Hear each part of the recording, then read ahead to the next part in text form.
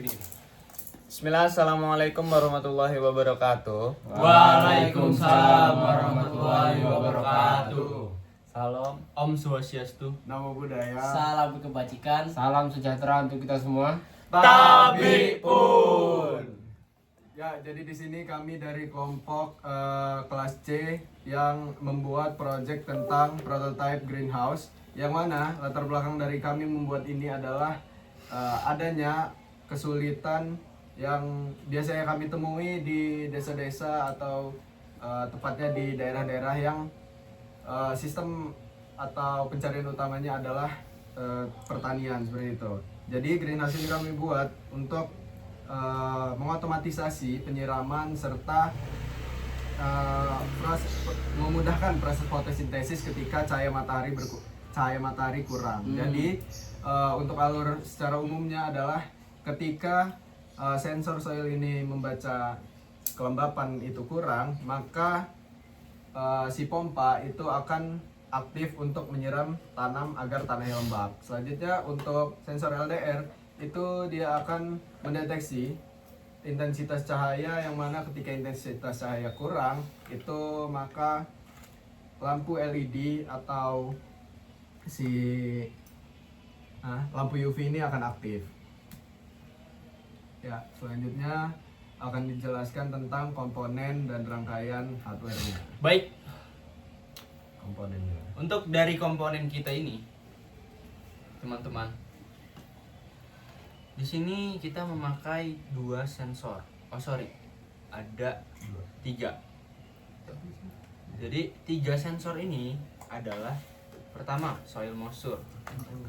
Ini soil moisture ya teman-teman sekalian. Soil moisture. Yang kedua itu DHT, yang ketiga itu LDR. Dan kita memakai microcontroller yaitu ESP32 gitu. Nah, terus di aktuatornya itu kita punya dua aktuator. Di mana di sini adalah pompa dan LED sebenarnya. Nah, untuk pompa sendiri ini kita memakai relay untuk dia sebagai saklar otomatis juga gitu, teman-teman. Nah, jadi untuk alur kerjanya dia pertama jika dari LDR ini mendeteksi gelap, LDR ini adalah sensor cahaya, teman-teman. LDR ini mendeteksi gelap, maka LED-nya akan hidup. Begitu juga sebaliknya. Dan sensor DHT ini untuk monitoring dari kelembapan dan suhu. Lalu ada soil moisture, itu kelembapan tanah. Yang ini ya. Yang ini, kelembapan tanah.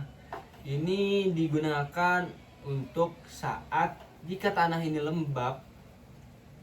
jika tanah ini kering, maka dari relay ini akan aktif dan akan mengaktifkan dari pompanya. Jika pompa aktif, maka airnya akan mengalir dan akan membasahkan tanah. Nah, jika tanahnya sudah basah atau lembab, soil moisture ini atau sensor kelembapan tanah ini akan mendeteksi hal itu dan mengirim ke relay, dan relaynya akan mati lagi. Seperti itu, teman-teman. Baik, selanjutnya adalah penjelasan tentang dashboard blink, yang mana akan dijelaskan oleh Jarun. Ini ditampilin atau gimana, Cok? Masalahnya. Yang tampilnya Ini ada. dia. Terus gini gitu. Nanti lihat aja. Wirenya belum jelas, Cok. Ntar aku wirenya. Ya, serahlah. Wirenya. Ya, boleh. Belum Boleh. tahu. Nggak kelihatan, Cok. Lihat di codingnya. Kelihatan. Mas kelihatan. Oke, selanjutnya ada dashboard blink, di mana di sini ada tiga gaut dan satu, ya, di mana gaut pertama itu untuk sensor suhu, yang kedua itu ada kelembapan, yang ketiga itu ada kelembapan tanah. Di mana untuk suhu sendiri dia akan datanya dikirim dari sensor DHT11, dan kelembapan juga dari DHT11. Dan selanjutnya untuk kelembapan tanah itu dibaca dari sensor soil. Baik, selanjutnya adalah penjelasan rangkaian yang akan penjelasan wiring untuk di pemetaannya, di pin-pin mana saja dihubungkannya. Dan codingannya juga. Jadi pertama wiring itu kita dasari menggunakan breadboard biar gampang untuk mengatur VCC dan ground. Jadi nggak semua, jadi kan ada 3 sensor nih. 3 sensor ini nggak mungkin kita ngambil VCC sama ground dari ISP doang, jadi nggak cukup. Jadi kita tambahin breadboard. Jadi dari breadboard kita ambil VCC ground, dari ISP ke breadboard kita hubungin dulu VCC sama ground. Nah dari VCC ground yang ada di breadboard itu masuk ke semua VCC ground yang ada di sensor dan akuator. Begitu. Kemudian pada bagian data barulah langsung ke ISP. Begitu ke semua sensor dari sensor DHT sampai sensor soil moisture. Kemudian ada tambahan relay ini buat Jadi tambahan relay ini untuk sebagai saklar otomatis sekaligus untuk memberi tambahan daya kepada pompa, karena pompanya itu 5 volt dan si ESP hanya bisa menunjang 5 volt, sedangkan rangkaian ini memakai beberapa sensor dan aktuator lainnya. Jadi perlu tambahan daya dari sumber daya eksternal seperti power bank, baterai, ataupun langsung ke adaptor USB. bener banget ya teman-teman. Lanjut. Oke, selanjutnya adalah penjelasan tentang coding yang akan dijelaskan Torik dan Yuga. Baik, yang pertama itu coding untuk rangkaiannya secara embedded. Itu yang pertama kita harus mendefine dulu dari semua sensor dan akuator itu sesuai dengan pin-pin ISP yang sudah tersedia. Jadi contoh satu yaitu define DHT pin itu di pin ISP yang ke-15. Dan di sini kita menggunakan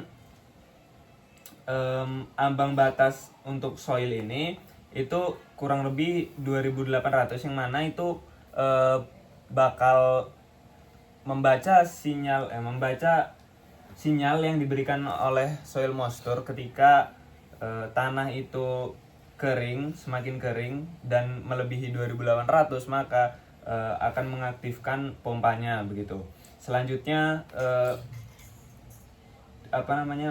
untuk LDR, untuk LED kita menggunakan ambang batas juga untuk membuat biar sinyal yang diberikan oleh LDR ini ketika melewati ambang batas dia akan membuat LED-nya menjadi hidup. Dan untuk khusus yang DHT ini kita tidak ada aktuator khusus untuk DHT. Jadi DHT ini hanya digunakan untuk monitoring di Blink. Selanjutnya codingan untuk di Blink akan dijelaskan kawan saya juga. Ya baik, untuk codingan selanjutnya itu ada pada Blink. Di Blink ini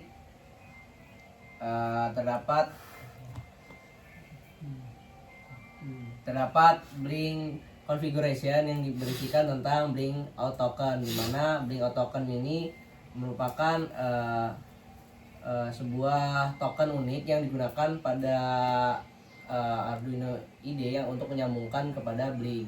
Selanjutnya untuk di codingannya juga ada tentang serial print, di mana serial print ini akan menampilkan atau mencetak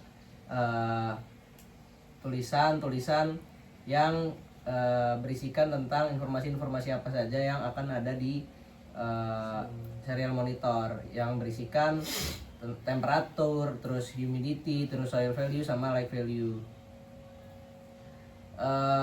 Saya kira cukup untuk penjelasan Blink. Saya kembalikan ke moderator. Baik, kami kira itu saja yang dapat kami sampaikan tentang project yang kami lakukan tentang prototype greenhouse. Sekiranya cukup dan demonstrasi akan dilakukan selanjutnya. Sekian dari kami. Assalamualaikum warahmatullahi wabarakatuh. Hidup Joko.